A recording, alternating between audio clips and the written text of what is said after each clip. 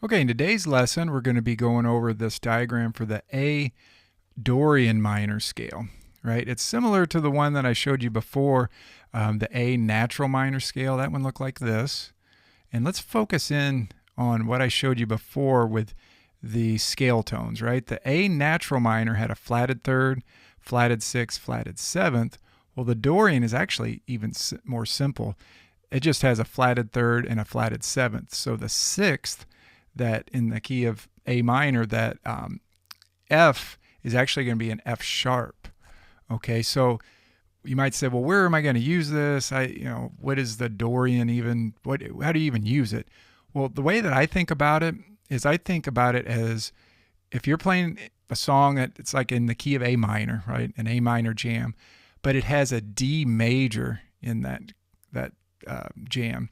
Just like this jam track that I made with Band in the Box here. Just a simple A minor 7 chord to a D7 chord. What that can give you then, because that's a D major chord made up of the notes D, F sharp, A, right? The F sharp note, that is going to make you want to play this scale then versus an A natural minor, which has an F natural. The F natural would sound really harsh against a D major chord. You really want that F sharp note in there, and that's what this major sixth note is. So that's the only difference, just the sixth tone of the scale, between this Dorian minor scale and the A natural minor scale. So you can also think of it another way. You can think of it as you're just playing in the key of G, right? The key of G is all natural notes except you have an F sharp. Okay, and that's what this sixth is. So think of it as the key of G, but I think of it as A minor, but it has that sound with the F sharp in there that works great over an A minor jam with a D major chord in it. So let me go ahead and play you this jam track. And I got to say, if you're members on the site, you're going to get my streaming site, you're going to get the diagram and the jam track. So I tried to make this jam track a little bit different, more of kind of a jammier, funky thing. So I'll show you what it sounds like. Just an A minor 7 to a D7. Right, just A minor. Right there is where you're going to hit that F sharp note in the scale to really highlight that D major chord. Okay. So I'll go ahead and play over it a little bit. Let's do the blue pattern. 2, 3, root.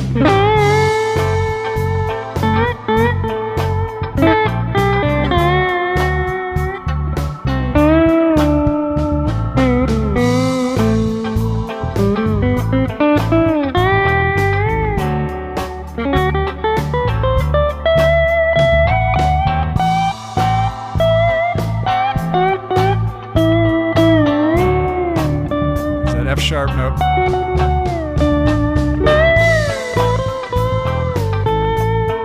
All right, so you can just kind of noodle over that, but that kind of gives you an idea. And just like before, this first neck is your tight movable patterns. The second neck is the single string patterns. So I tried to make this real simple like before, where we just have a few patterns, right? They repeat in the octaves here.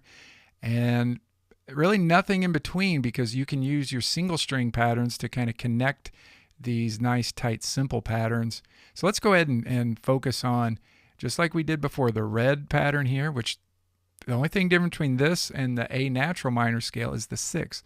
We're moving that up a half step, right? It's not a flat sixth. If we had a flat sixth, that'd be a natural minor scale. We have a major sixth. So it's a little bit different. We have a whole step, half step, and then whole step here. Sounds like this.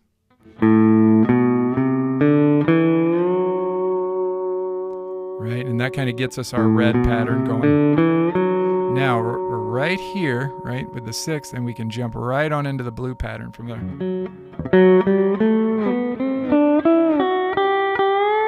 And I got to say, if you're moving up in these kind of closed position patterns, we call it, and you're moving up strings, keep in mind that when you go from this string to this string, you go up to a string, you got to flatten your bar out so the tip doesn't get caught up on the string above the string that you're playing. So we go flat 7 root, and then we go right up here to the second, flat third, fourth, fifth. Now here's where it gets a little bit trickier. You're having to jump from this fifth all the way over to the to the first string, 4th fret. So you're going 7th fret all the way to 4th fret, and then you finish up that pattern there. So like I said before, you'll do this kind of bar tilted, and then flatten it out, jump to the next string, tilt your bar up, flatten it out, just like that, you know.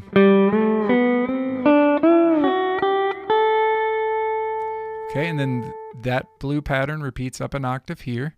And then we have this green pattern. Let's play this one backwards. Sometimes when you're learning these, playing it backwards is a little bit easier because you don't have to worry about getting your bar hung up. You can just drag it down the string. And let's look real close at this. Look how it's root flat 7, 6th, 5th, 4th, 3rd.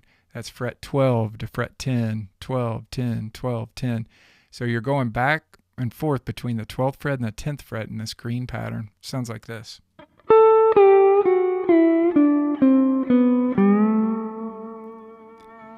And once again, why don't I play these scales on the 6th string? I don't because it's too floppy for single notes a lot of times. Down here, it's not as bad, but when you get up here, the string is just, it's a little bit floppy on that 6th string. But the 5th string's great. It's nice and tight. Okay, so there's that. Just keeping it real simple, learning these patterns, memorizing where your root notes are, which, like on this pattern, the root note's on the 5th string. On the blue pattern, root notes are on 4 and 1. And in the green pattern, it's on 5 and 2. Okay, now let's jump on into this neck. This neck really highlights the whole step, half step pattern of this Dorian minor scale. Okay, we have a half step between 2 and 3, and 6 and flat 7 there. Right, so whole step, half step, whole step, whole step, whole step, half step, whole step. And that's where you're going to get that sound. Now, when you're playing this, because we do have an open 5th string, what you can do if you don't want to play along with a jam track, you can just hit this open 5th string, tilt your bar up, and then play up on this 1st string or some of these other strings that are above your 5th string and use this 5th string as your bass. Let me show you what this sounds like. So hit that 5th string. Now we'll play the scale.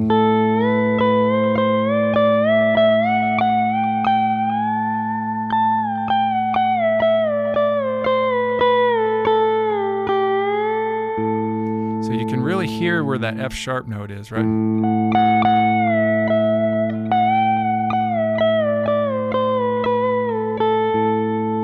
So that's a great way to practice scales with LapSteel. I love it because it's like you have your own drone ready to go, and especially when you get a scale that uses one of these open strings, it's real nice. So just let that 5th string ring out and play any of these. Now notice how this pattern of whole steps, half steps, it's the same, not only per color, right? It's obviously the same for blue. You can really see that. But it's when you go to red, it's the same whole step, half step pattern.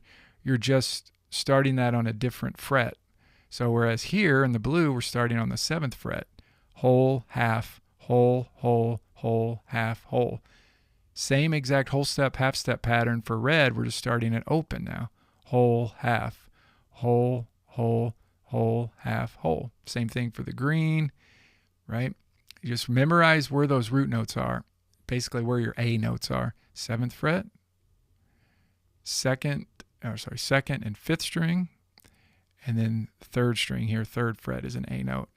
So the green pattern's the only pattern that doesn't have one that repeats, right? The blue, we have 3 strings that repeat. The red, we have 2 strings that repeat, but the green one is kind of the outlier that it's just kind of by itself there. So start that on your 3rd fret, 3rd string. Okay, now this lesson does go really good with a couple other lessons on the site. This, of course, the A natural minor scale shapes. That's just like the one that I've just showed you, but natural minor with that flatted 6th in there, right? So you have that one, and then you also have this one that I said before, A minor, C, G7 ideas. This is more chords and your benders, using that to get minor ideas. But if you get this down, you get the natural minor scale down, this one, and then this one that I'm showing you, the Dorian minor, that's a pretty good grasp on A minor and playing that in open D tuning, which can be a little a little hard to do sometimes. Okay, so once again, let's hear that jam track. Here we go. 1, 2, 3, 4. Okay, now what you can do is just focus on maybe one of the patterns, the red pattern.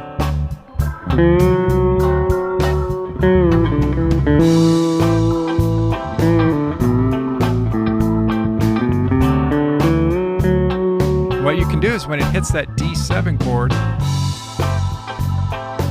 think that bass note sounds a little weird right there. Here's the D. Right, when it hits the D chord, practice hitting the 6th, right? The 6th of the scale, and that'll really highlight that D major sound. I'll show you what I mean. There's A minor. Here's the 6th of D.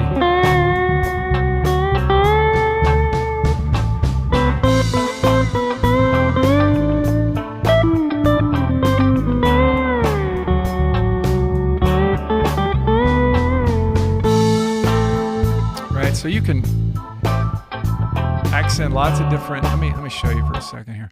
So if you're on A minor, right? There's only 2 chords there. If you're on A minor, the root obviously sounds good. The flatted 3rd will sound good. The 5th will sound good. The flatted 7th sounds really nice. And then when it goes to the D7, of course, that the 4th of that scale, which is a D note, will sound good. The 6th, which would be that major 3rd. And then the root note of which is an A note, because A is in the D chord, that'll sound real nice.